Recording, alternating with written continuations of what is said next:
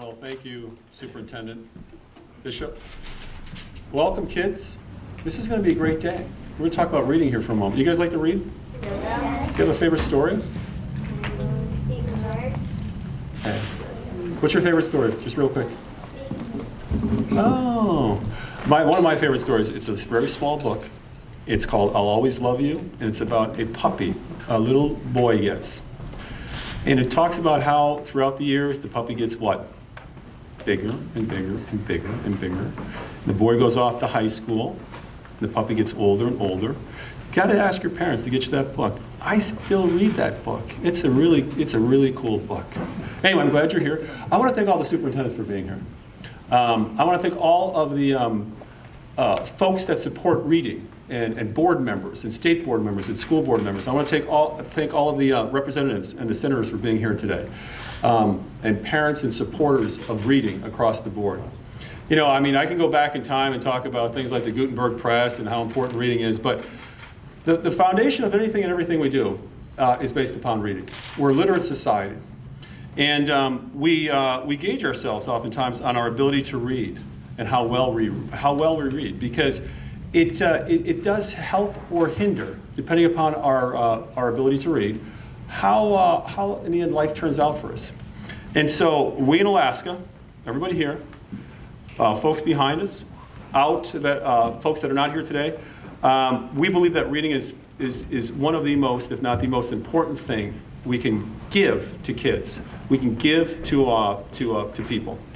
I believe we have a moral imperative, is how I phrase it, and I've phrased it for years. We have a moral imperative to ensure that our young people can read at a skill level, at a level that is going to help them advance through school, but also advance through life, give them hope, give them opportunities, and set them on a course for a productive, happy life. And it's my hope that today, and through this session with the work in the legislature, work with folks that are heavily embedded and invested in reading, our superintendents, our principals, our paraprofessionals, everyone in the state of Alaska.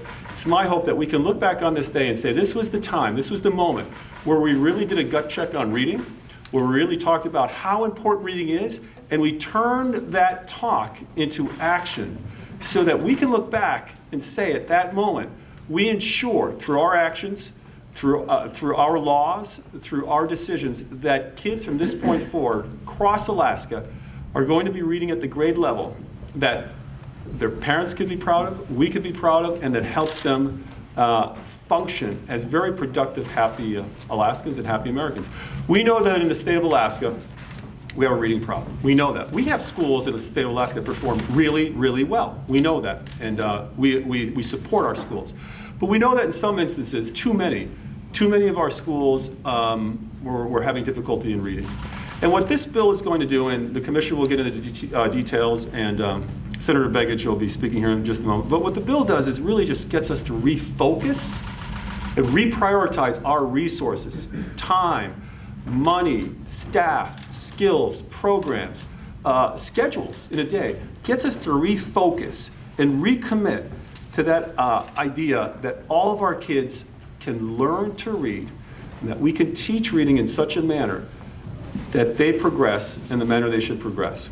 And so with that, I want to thank everyone here, everybody here, all the organizations that are represented here, all the paraprofessionals, all the professionals, every individual that believes this is an Alaskan thing. This is why this is really a really good thing. This is an Alaskan thing. This is a moral imperative for all of us. This is not a left or right or up or down or this party, that party. These are our kids. This is our future, and this will be our legacy as we move forward in the state of Alaska. And I hope that each and every one of these guys can look back and say, we should thank those people, because in that moment in time, they really did put us first and foremost above everything else.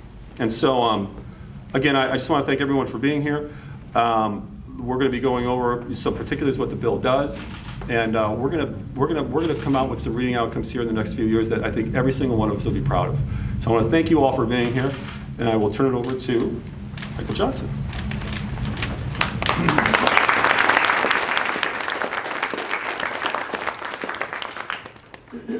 Thank you, Governor, and Superintendent Bishop, and Senator Begich, thank you for being here. And so I want you to know, students, that all of these people are in this room because they care about you. And all the work that's happened up to this date on this bill is because we care about you. You're that important. So thank you for being here, for participating in this event, so we can look at you and be reminded that this work is important not because it's a good bill, but because you're important, and you're important to each of us, so thank you. I just want to say that it's a privilege to stand up here today and talk about this reading bill, because reading is important, but also because I get to represent these two men and the work that they've done together over the past several months. And the expectations we have for you students when you're in class to work together, to cooperate, to come together on projects is exactly what they've done. They've modeled the things that we expect of you, and that is coming together regardless of party, regardless of other issues that are being debated, and prioritizing reading and instruction for you. And so it's been a privilege, and I just want to thank them. Thank all of you in the room that have had impact on it. We've had lots of opportunities to learn from you and to get input and look at the good things that are happening in the state and make sure that they're reflected in the bill. I'm going to give a very high overview of the components of the bill, and then turn it over to Senator Begich. So the bill really has three primary components. The first component is to expand pre-K opportunities for students across the state, statewide. And it's done in a way that is focused on getting every student proficient in reading by the time they leave third grade. So it's a very quality-focused program, really based upon Senator Begich's work in Senate Bill 6. The middle piece of the bill is a screening and intervention piece, where we screen every student to find out if they are on track to be proficient readers by the time they leave third grade. And if they're not, to provide the interventions necessary for those students based on their need, their particular need, so that they are proficient by the time they leave third grade. And then the third piece of the bill is a school improvement piece. So we have some schools in the state that have really struggled in terms of reading proficiency among their students and their outcomes. And so it's a piece of the bill focused on improving outcomes in some of our lowest performing schools around the state by going in with some really targeted, intensive support for those educators and those students to make sure that they can read proficiently by the end of third grade. So as the bill's introduced and discussed in committee, I look forward to answering questions and working to get this bill passed quickly so that we can implement it next school year. We don't want to lose another year. And so it's important that the bill is heard and considered and passed as quickly as possible so that the impact of it can be realized in the lives of our students. Thank you very much.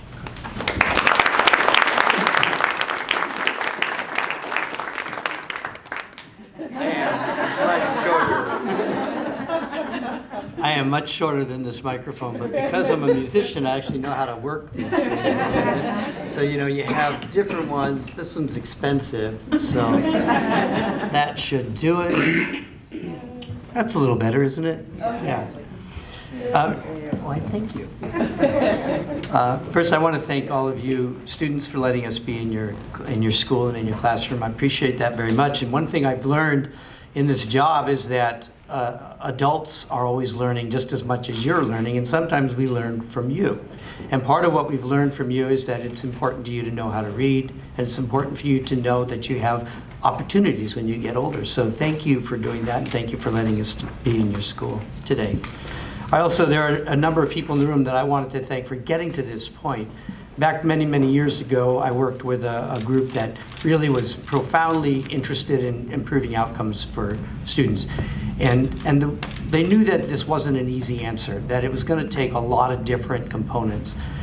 I focused on pre-K when I got elected to the Senate. Part of that came from some deep dive immersion from Representative Tuck at the time, so I want to do a shout out to him for his work. But I also want to thank the President of the Senate, Senator Kathy Giesel, here in the front row, also the co-chairs of the House Education Committee, Harriet Drummond and Andy Story, and also the chair of the Education Committee in the Senate, Senator Gary Stevens. Their willingness to work even across party lines, to make things happen is about them caring more about the future of the state than about any political agenda. And for you, I want to share something with you in particular. And oftentimes you see when people disagree, they model their reaction to that disagreement by saying angry words to each other. We're doing the opposite today. We're modeling a different kind of behavior, that if we work together, we can achieve things that make a difference for everybody in the state of Alaska. And that's the kind of behavior I want to model, and I know that's the kind of behavior we're modeling today for all of you and for all of you. So with that in mind, I want to just say a couple things about the bill. In particular, there's a section that Commissioner Johnson didn't mention that I think is critically important. We're going to look at the pre-kindergarten level, at the early learning level, we're going to look at exactly what learning difficulties young people may have, whether they have a learning disability or otherwise. That's in this bill, to make sure that we develop independent learning plans that actually meet the needs of kids individually. That's important. Number two, we recognize that if you do early learning, whether it's working with Best Beginnings or whether it's working with parents as teachers or Head Start, or in this case, whether you're working with pre-kindergarten, that you make sure you don't let the gains that you get from that early learning fall apart. That's why we have these reading provisions in the bill. They're to ensure that we continue to build on the successful early education components of the legislation. And finally, where we're having difficulty with schools that simply can't make it work, the administration is willing to commit resources above what we call the base student allocation to help those low-performing schools actually bring their kids to a place where they can read at grade level and achieve. Without doing these things, fundamentally we fail our kids. And that's not what we're here for. Today we're here showing you that we care enough about kids that we're going to make it happen. With that, I'm going to leave it open to questions. I will tell you one last thing, which is that we're going to be introducing these pieces of legislation on the first day of the session, and we'll continue to bring them and make them available to folks as soon as we get the final language done. But I am encouraged by the work of Governor Dunleavy. I'm encouraged by the work of the commissioner in this process. If it wasn't for them, we would all not be standing here today. So again, thank you, Governor Dunleavy. Thank you, Commissioner Johnson. Thank you, Dina.